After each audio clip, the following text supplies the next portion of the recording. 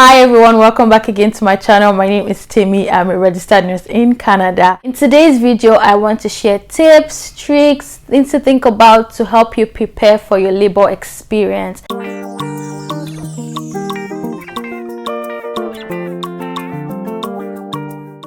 The first thing that I have here is your mind matters. The stories that you've listened to, the things that your friends have experienced, the videos that you've watched are all going to shape your mindset when you're coming into your labor process.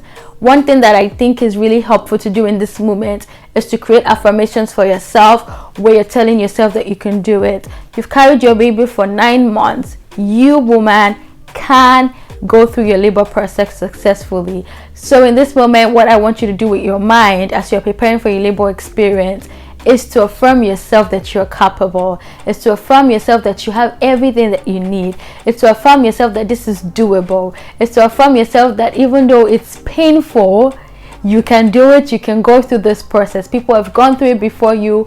You're going to be able to do this. Your mind matters a lot. You're going to have to psych yourself. You know, when you go work out and you're just like, I'm about to give up. I can't. And then your coach right there is like, yes, you can. You're going to have to keep doing this. That's kind of like how labor works, because there's moments where you want to be like, what have I gotten myself into? So you have to remember that you're in charge of your mind. Mind over matter. Okay. Number 2 is labor is a marathon. Don't come there and think that, oh, for my friend, labor experience went 3 hours. For my other friend, labor experience went 12 hours. Like, labor is different from everybody, and it is a marathon. For some people, it's actually pretty short. You know, they don't even realize. But you know, even from your Braxton Hicks, so like your gentle contractions to the time that you're actually like, okay, this is intense, it might take a couple days, you know, before you get to the point where you're like, okay, I need to come to the hospital. I'm dilated, so maybe 3 or 4. So it is a marathon. You never really know when it's going to end. So this means that you want to conserve your energy. If you aren't feeling too much pain, you might want to sleep versus like going on social media.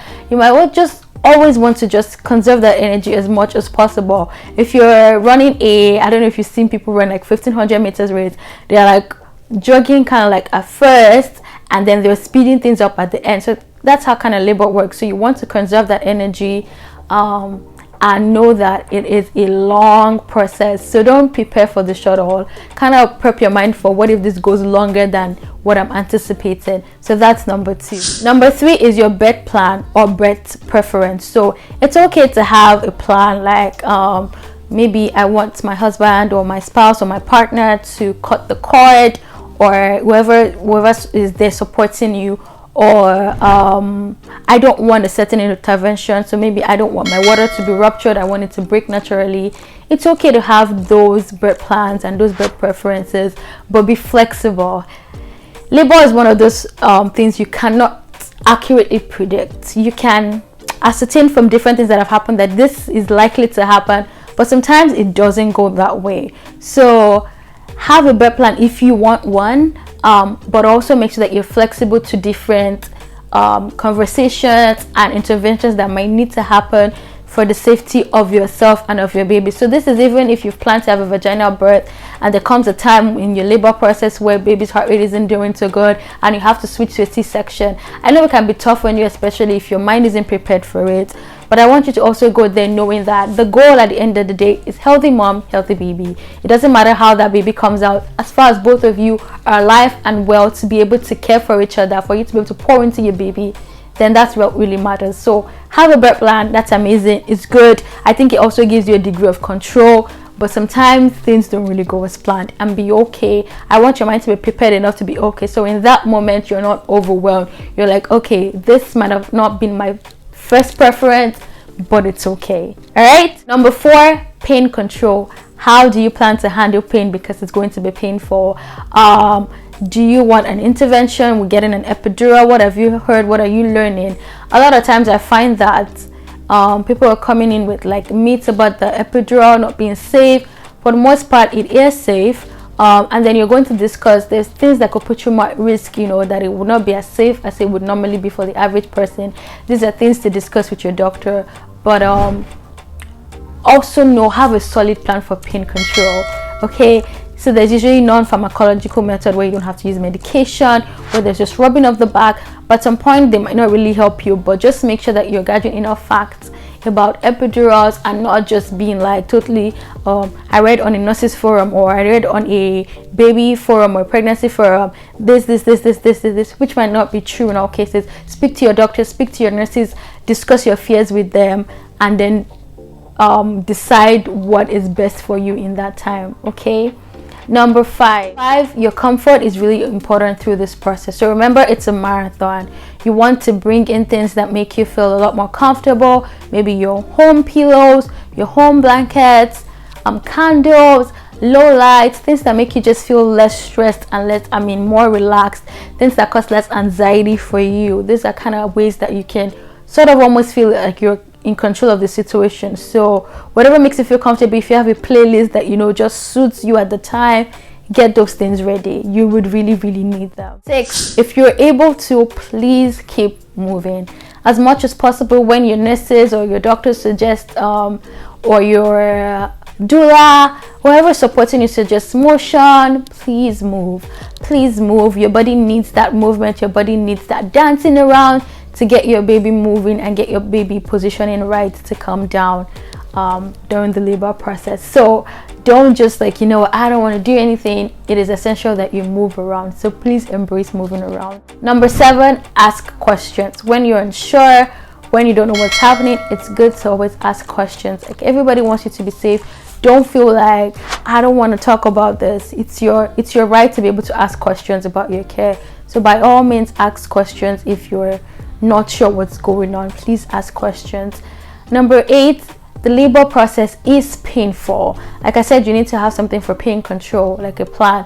And so what that means is, even sometimes with the epidural, it might work, it might not work, or it might work for a bit and then it stops working. It is a painful process. So kind of prepare your mind that this is a painful process. And in those moments, your attitude might kind of be all over the place. But as much as possible, it would be beneficial to you as well as to the people taking care of you to keep your attitude in check, to be able to be kind. I know this is difficult to say because a lot of people react to pain differently. But as much as possible, go there with the mindset that even when things are starting to hurt, I will try my best. There's exceptions. There's times you're just like, nobody touch me, and that's understandable. But as much as possible, remember that you're dealing with human beings as well, who might be going through things and who are wanting you to be safe, and treat them with that level of respect as well. Number 9, this is especially if you've had a baby before. Understand that it could be different for this other baby. Like, no labor process is the same. So don't be agitated or kind of build expectations just solely based on your first one. So say if you labored for 6 hours and then you're past 6 hours in your second one and you're like, oh my god, why is it 6 hours? Why is it not, it's longer, and then you're starting to get agitated, worked up. You don't have to get to that point, because labor is different from every baby. So treat it as a new laboring experience again. Even though you do have some foreknowledge that kind of prepares you, it's never always the same. Lastly, if you can, bring a support person that you trust, that you value, that you're open with, because that also can help with reducing your stress level. Seeing a familiar face, a safe space. So this could be your partner, this could be your parent, whatever. But if you're able to bring a support person, please. If not, I'm pretty sure that sometimes most hospitals would be able to make provision for that, or you might be able to employ a doula as well in that time to be able to be with you in those moments for support. I hope that these tips have kind of helped a little bit to alleviate your fears about the labor process, what to think about, what to get you going. If you have more questions, please ask in the comment section below. I'll be happy to answer you, and I wish you the most beautiful labor experience. Okay, you got this, you can do it. Talk to you later. Bye.